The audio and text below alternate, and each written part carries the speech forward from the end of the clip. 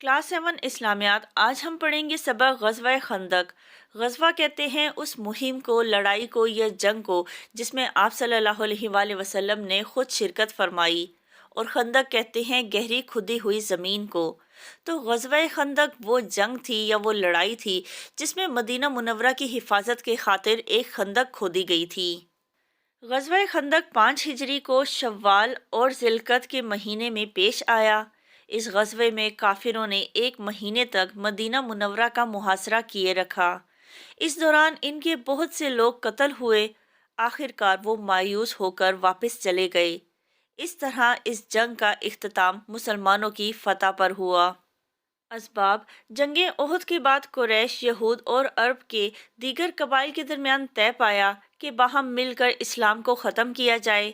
ان میں وہ یہود قبائل بھی شامل تھے جنہیں غزوات میں شکست کے بعد مدینہ منورہ سے جلا وطن کیا گیا تھا۔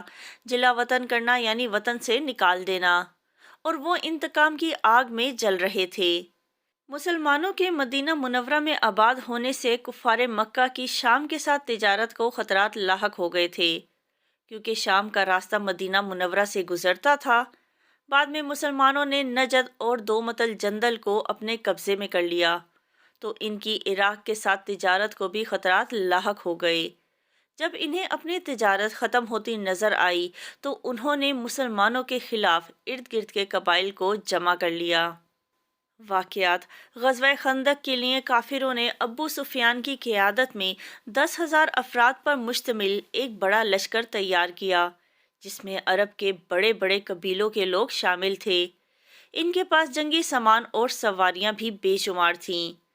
حضرت محمد رسول اللہ خاتم النبیین صلی اللہ علیہ وآلہ وسلم کو کفار کے اس ارادے کا علم ہوا تو آپ صلی اللہ علیہ وآلہ وسلم نے صحابہ کرام رضی اللہ تعالیٰ عنہم سے مشورہ کیا۔ اس وقت مسلمان مجاہدین کی تعداد تقریباً 3,000 تھی۔ حضرت سلمان فارسی رضی اللہ تعالیٰ عنہ نے مدینہ منورہ کی حفاظت کی خاطر ایک خندق کھودنے کا مشورہ دیا، یعنی زمین کی کھدائی کا۔ یہ بات اہل عرب کے لیے اگرچہ نئی تھی، تاہم نبی کریم صلی اللہ علیہ وآلہ وسلم نے اس مشورے کو پسند کیا اور خندق کھودنے کا حکم دے دیا۔ خندق کی کھدائی میں رسول اللہ صلی اللہ علیہ وآلہ وسلم نے بھی دوسرے لوگوں کی طرح کام کیا۔ خندق کی کھدائی کے دوران میں صحابہ کرام رضی اللہ تعالیٰ عنہم جوش و خروش سے کام کرتے رہے۔ 20 دن میں یہ خندق مکمل ہو گئی، جو تقریباً 5 کلومیٹر لمبی اور 5 ہاتھ گہری تھی۔ چوڑی اتنی تھی کہ ایک گھوڑ سوار چھلانگ لگا کر بھی اسے پار نہ کر سکتا تھا۔ غزوہ خندق کے موقع پر نبی کریم خاتم النبیین صلی اللہ علیہ وآلہ وسلم کے بہت سے معجزے ظاہر ہوئے۔ ایک موقع پر کھانے کی بہت کمی تھی، لیکن حضور اکرم خاتم النبیین صلی اللہ علیہ وآلہ وسلم کی دعا کی برکت سے تھوڑا سا کھانا بہت سے لوگوں کے لیے کافی ہو گیا۔ خندق کی کھدائی کے دوران آپ خاتم النبیین صلی اللہ علیہ وآلہ وسلم کو کیسر و کسریٰ کے محلات دکھائے گئے اور روم اور فارس کے فتح ہونے کی خوشخبری سنائی گئی۔ آپ صلی اللہ علیہ وآلہ وسلم نے یہ بشارت یعنی خوشخبری اپنے صحابہ کرام رضی اللہ تعالیٰ عنہم کو سنائی، اور سب کے حوصلے اور بلند ہو گئے۔ حضرت علی کرم اللہ وجہہ کی بہادری۔ خندق کی کھدائی مکمل ہونے کے 3 دن بعد دشمن کی فوج مدینہ منورہ پہنچ گئی اور خندق دیکھ کر رک گئی۔ ان کی مضبوط اور طاقتور فوج خندق کی وجہ سے ناکارہ ہو گئی۔ کئی دن تک ان کے سپاہی خندق کو پار کرنے کی کوشش کرتے رہے۔ کچھ دن بعد عمر بن عبدود کی قیادت میں 5 سواروں نے خندق کو ایک کم چوڑی جگہ سے پار کر لیا۔ عمر بن عبدود عرب کا مانا ہوا بہادر تھا۔ اسے 1,000 آدمیوں کے برابر سمجھا جاتا تھا۔ اس نے زوردار آواز میں گرجتے ہوئے چیلنج کیا، مسلمانوں، تم میں کوئی ہے میرا مقابلہ کرنے والا؟ پھر وہ طنز کرتے ہوئے کہنے لگا، آئے کوئی میرا مقابلہ کرے، میں اسے جنت پہنچا دوں۔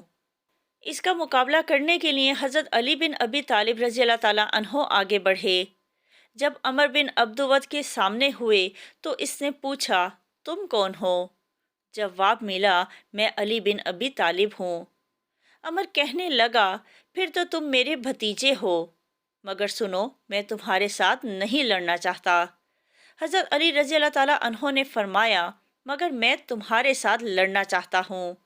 اسے ایسے جرأت مندانہ جواب کی توقع نہیں تھی۔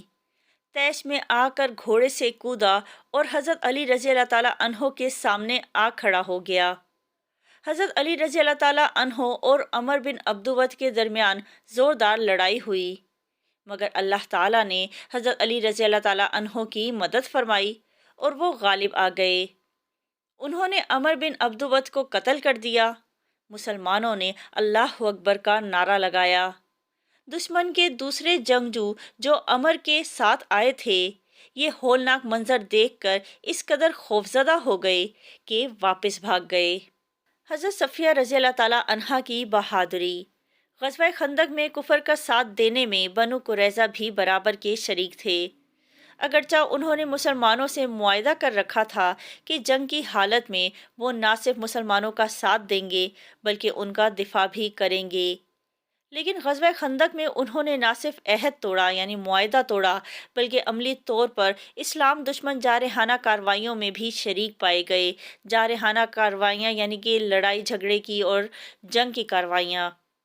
مسلمان خواتین اور بچے ایک قلعہ کے اندر جمع تھے۔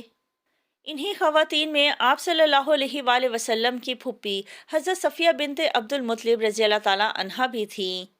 اچانک ایک یہودی قلعے کے احوال جاننے کے لیے تیزی کے ساتھ دیوار پر چڑھ گیا۔ اس موقع پر حضرت صفیہ رضی اللہ تعالیٰ عنہا اکیلی اس یہودی پر جھپٹ پڑیں اور ایک موٹا ڈنڈا اس زور سے اس یہودی کے سر پر مارا کہ اس کا سر پھٹ گیا اور وہ تلوار لیے ہوئے چکرا کر گرا اور مر گیا۔ پھر آپ نے اسی کی تلوار سے اس کا سر کاٹ کر باہر پھینک دیا۔ یہ دیکھ کر جتنے یہودی عورتوں پر حملہ کرنے کے لیے قلعے کے باہر کھڑے تھے بھاگ نکلے۔ دوسری طرف جیسے جیسے کافروں کی فوج کا محاصرہ طویل ہوتا گیا ان کی ہمت ٹوٹنا شروع ہو گئی، آپس میں پھوٹ پڑ گئی اور وہ ایک دوسرے سے بدگمان ہونے لگے۔ پھر ایک رات اللہ تعالیٰ کی خاص مدد آئی، شدید آندھی چلی اور سردی بڑھ گئی۔ کافروں کے خیمے اکھڑ گئے اور ان کی روشنیاں بجھ گئیں۔ اس ساری صورتحال میں کافروں نے فرار ہونے میں ہی عافیت جانی اور واپس روانہ ہو گئے۔